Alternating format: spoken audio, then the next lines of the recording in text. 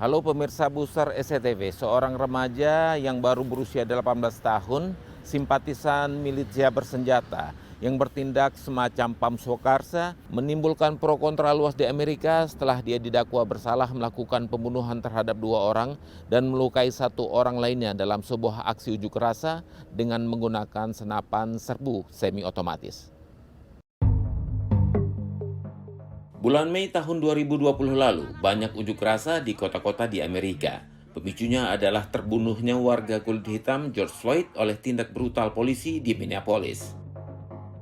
Belum sempat meredam, muncul lagi kasus kekerasan oleh polisi, kali ini di kota Kenosha, Wisconsin, pada bulan Agustus 2020. Polisi mendapat laporan kekerasan domestik oleh Jacob Blake. Saat polisi hendak menahannya, dia menolak dan akhirnya ditembak polisi. Unjuk rasa muncul kembali sehingga membuat berbagai kerusuhan di berbagai kota. Kemudian muncul kelompok yang pro penggunaan senjata. Mereka seperti menjadi kelompok pengamanan warga atau semacam Pam Swakarsa. Tapi penampilan Pam Swakarsa di Amerika mencolok, terutama karena mereka semuanya membawa senjata api, terutama senjata api serbu otomatis untuk menghalau sesama warga. Pada sebuah unjuk rasa 25 Agustus 2020, seorang remaja usia 17 tahun menembak mati 2 orang pengunjuk rasa dan melukai 1 lainnya. Kyle Rittenhouse bukanlah warga setempat. Dia tinggal di kota Antioch, sekitar 30 menit berkendara dari lokasi kejadian. Dia disidangkan dengan dakwaan pembunuhan. Pengadilan bagi remaja yang saat ini usia 18 tahun, Kyle Rittenhouse memasuki babak akhir sebelum keputusan juri. Terdakwa diadili karena menembak mati 2 pengunjuk rasa dan melukai 1 orang lainnya. The defendant walks away like he's some sort of hero in a western. My client, when this happened, was 17 years old. His actions are to be judged as a 17-year-old. Pengacaranya mengatakan kliennya hanya berusaha membantu komunitas dari tindakan brutal pengunjuk rasa. The district attorney's office is marching forward with this case because they need somebody to be responsible.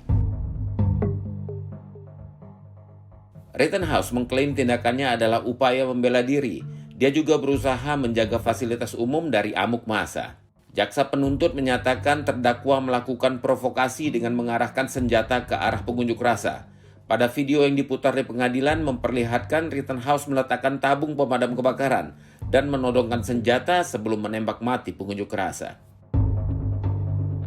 You're not allowed to run around and point your gun at people. You cannot claim self-defense against a danger you create. Ladies and gentlemen, Mr. Rosenbaum was shot because he was chasing my client and going to kill him. Aturan kepemilikan senjata api di Amerika memperbolehkan semua orang dewasa untuk memiliki senjata api. Penggunaannya untuk bermacam-macam hal, mulai dari untuk berburu hingga untuk menjadi alat bela diri, seperti yang menjadi alasan Kyle Rittenhouse perihal penggunaan senjata yang digunakannya untuk menembak 3 orang pengunjuk rasa.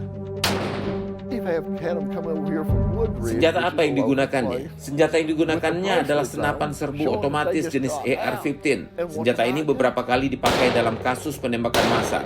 Dan mengapa banyak orang menggemari senjata jenis ini? Right, as an American citizen, you know, it's your right to own one, and it's cool. I mean, it's just a nice thing to have. Pecinta senjata api sangat menggemari senapan jenis AR. Senjata ini bisa dilepas pasangkan dan lebih akurat karena sentakan yang kecil.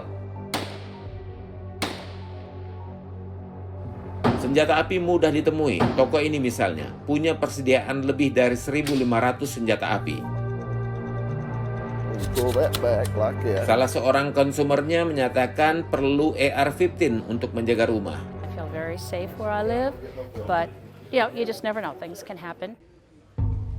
Pegiat sosial anti senjata meminta pelarangan senjata-senjata jenis AR. Sementara bagi pecinta senjata api, jenis ini sangat digemari. Dan senjata ini pula yang sedang menjadi sorotan dalam kasus penembakan oleh remaja yang saat itu baru berusia 17 tahun untuk menghalau pengunjuk rasa. Demikian edisi Busur kali ini, saya Alam Burhanan mengucapkan tetap waspada, kejahatan ada di sekitar Anda.